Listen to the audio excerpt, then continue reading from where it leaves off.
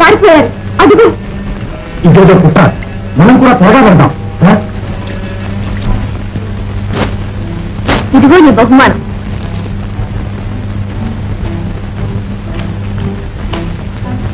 ఓదాయన, మరి ఇంకో పని చేయాలి.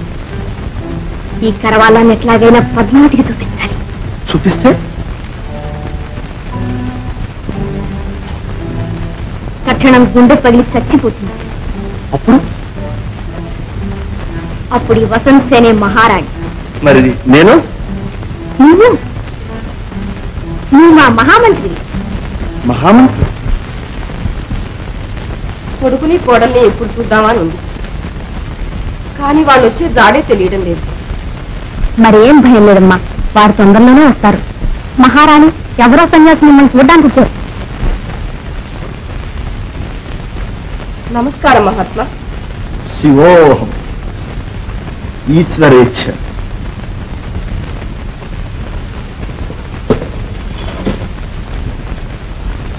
మహారాణి, చెప్పక తప్పింది కాదు, ప్రశాంతంగా వినాలి. స్వామి, శుభవార్తే కదా? విధికి శుభం అశుభం అనే భేదం లేదు. సుఖ దుఃఖాల కలయికే ఈ జీవితం. ఏదొచ్చినా అనుభవించాలి.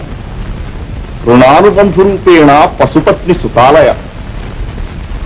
పాపం, యుద్ధానికి వెళ్ళిన కొడుకు విజయంతో ఇంటికొస్తే ఎంత పొంగిపోయేదానవు. స్వామి, ఇంతకు నా కొడుకు మనోహరుడు క్షేమంగా ఉన్నాడా?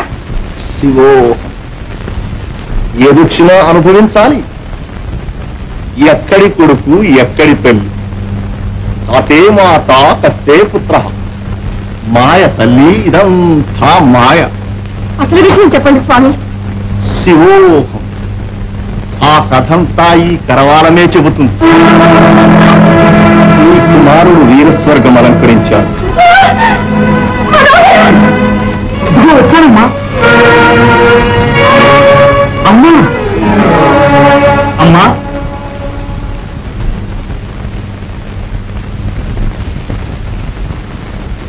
మనోహరా, ఏంటమ్మా అలా చూస్తున్నావు? ఏం జరిగింది? ఎవరి సన్యాసి? ఓ, నా కరవాలం.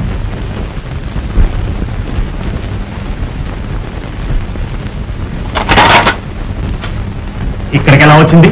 మనోహరా, వీరే ఈ కత్తి చూసి నీ మీద ఏమేమో అనరాని మాటలు అన్నారు. ద్రోహి, ఎవరా నువ్వు?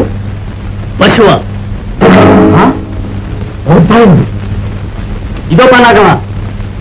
మనోహరుడి ఖడ్గం అపహరించి మహారాణికి చూపిస్తే ఆమె మరణిస్తుంది. మంచి ఎత్తే చెప్పు, ఏమిటి వేషం? ఎవరు పంపించారు? మనోహరా, ఏంటిది? ఏంటి చెప్పు. ఆయన శాసించు, అతన్ని మన్నించు. వీణా, రాజప్రియ, కారాగారంలో కట్టిపడేయించు. వదలండి, నన్ను వదలండి. ఇదంతా చేసింది ఆ వసంతసేన.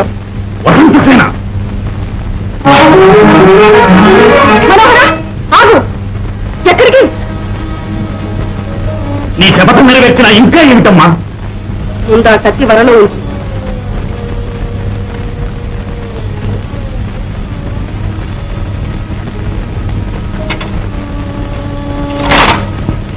ప్రమాణం చేసి మహారాజు మీద కాని వసంతసేన మీద కాని దౌర్జన్యంగా ఎప్పుడూ ప్రవర్తించరని.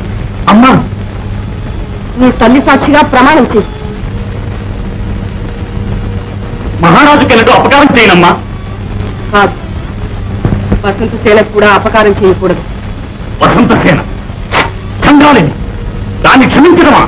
అసంభవం, అసాధ్యం. సరే, నీ ఇష్టం వచ్చినట్టు చెయ్యి.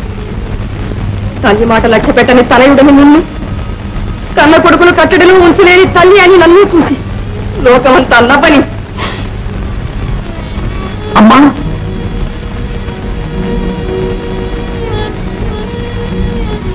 అమ్మా, అలా ఎన్నటికీ జరగదు. ఇది ప్రమాణం చేస్తున్నాను.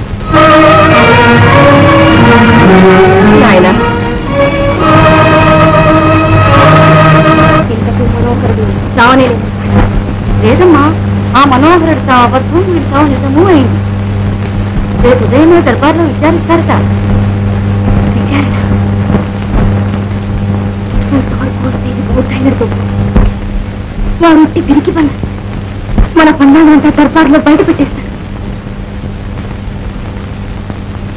చెప్తారా?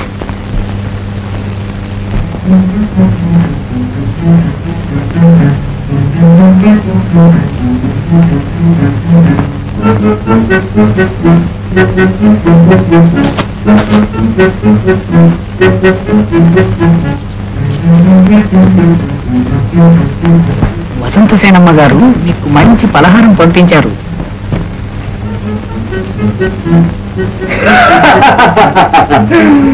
భగవంతుడు వాడనుకుంటే బంధికాలలో ఉంటే తలుపులు బద్దలు పెట్టి మరి తెచ్చిస్తారు.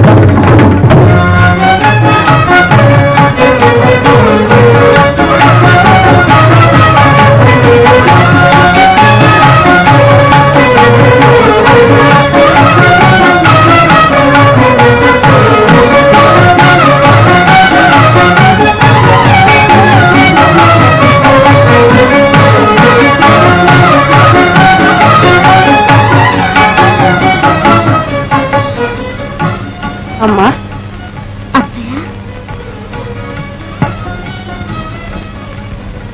ఇవాళే కదా మనోహరుడి విజయోత్సవం. అవును,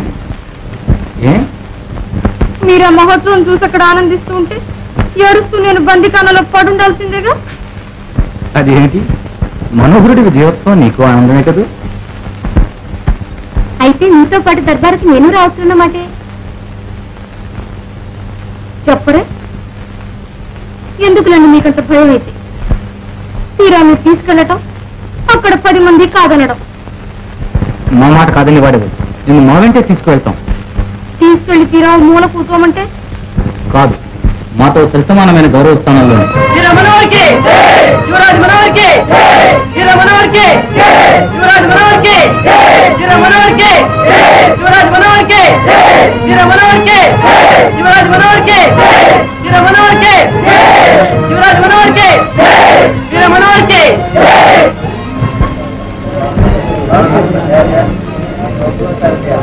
ఈ వజ్రసింహాసనం మీద వసంతసేన మహారాజుకు మతిపోయింది.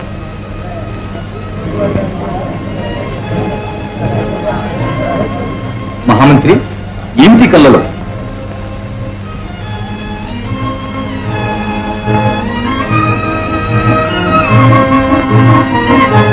ఏమిటి మహామంత్రి?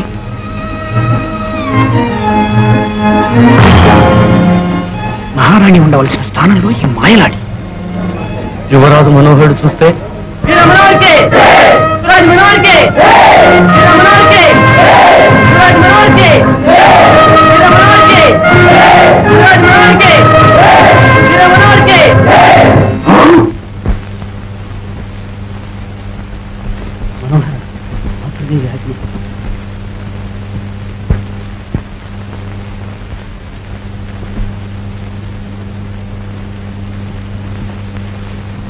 జ్ఞాపకం ఉందా నాయన? ఈ పుష్పమాలికను విజయశాలి వచ్చినప్పుడు అలంకరించమన్నావు కదూ? విజయమాణిక, నీకెంతున్నా అమ్మగారి